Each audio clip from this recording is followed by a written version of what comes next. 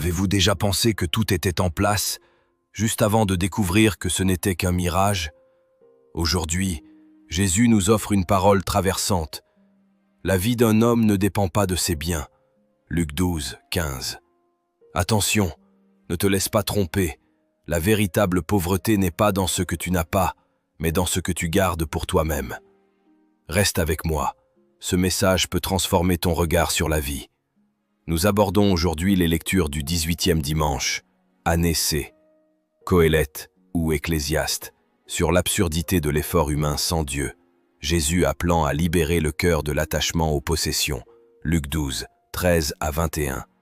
Paul invitant à mettre à mort le vieil homme pour revêtir la vie nouvelle, Colossiens 3, 1 à 5. Nous allons creuser la vanité des biens temporaires, l'appel à une richesse éternelle, le jeu intérieur de la foi et les implications pratiques d'une vie libérée pour Dieu. Vanité des vanités, tout est vanité. Que reste-t-il à l'homme de toute sa peine? Le sage présente une observation radicale.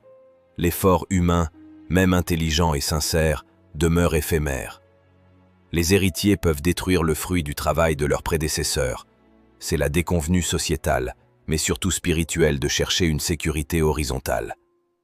L'homme occupé par le monde peut travailler sans repos, mais sans sens dernier. Application. Le travail n'est pas mauvais, mais s'il devient idolâtrie, il est vain. L'effort doit nous mener à Dieu, sinon il nous trompe. Réflexion. Que ce vous construisez aujourd'hui avec votre main, même de façon bien intentionnée, vous survivra-t-il? Est-ce votre succession ou votre destination qui compte le plus? De riche insensé, où repose ton cœur? Luc 12, 13 à 21. Jésus raconte l'histoire d'un homme riche, abondance des biens, mais pas de hauteur de vie. Il bâtit de nouveaux barils pour stocker, puis Dieu lui crie « Insensé, cette nuit même, on va te redemander ta vie. Et ce que tu auras accumulé, qui l'aura ?» Jésus ne condamne pas la richesse, mais le cœur attaché à la richesse, qui oublie Dieu. Il propose « Ne vous inquiétez pas de votre vie, de votre corps. Recherchez le règne de Dieu, et tout cela vous sera donné par surcroît. » Luc 12, 22 à 31. Il dit encore en Matthieu 6, 19 à 21. « Ne vous faites pas de trésors sur terre, mais faites-vous des trésors dans le ciel. Car là où est ton trésor, là aussi sera ton cœur. » Le catéchisme de l'Église catholique, numéro 2536 à 2538, rappelle que l'avidité contrevient au 10e commandement, puisqu'il interdit le désir insatiable de posséder et toute envie de profiter du mal d'autrui.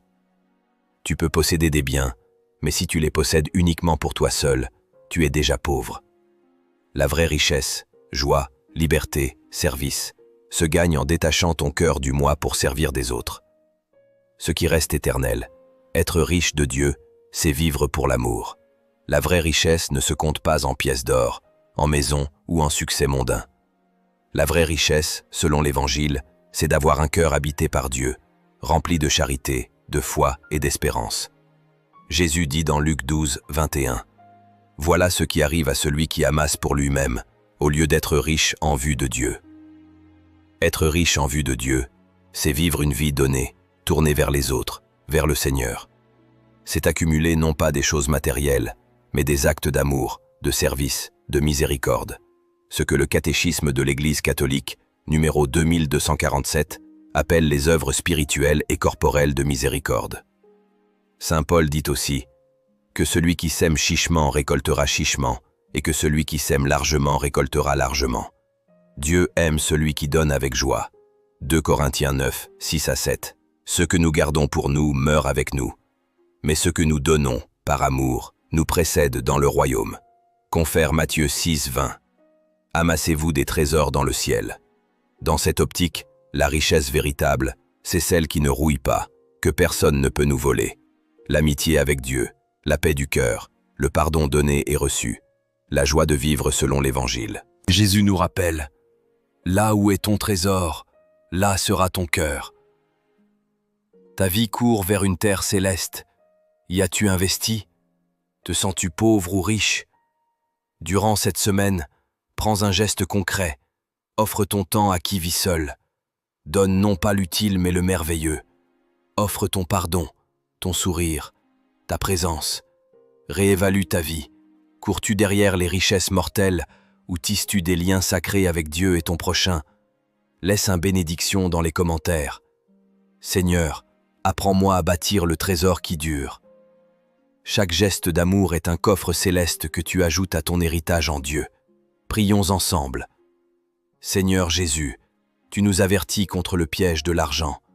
Aide-nous à poser les cloisons de nos sécurités suspectes et à construire nos vies sur ta croix et ta résurrection.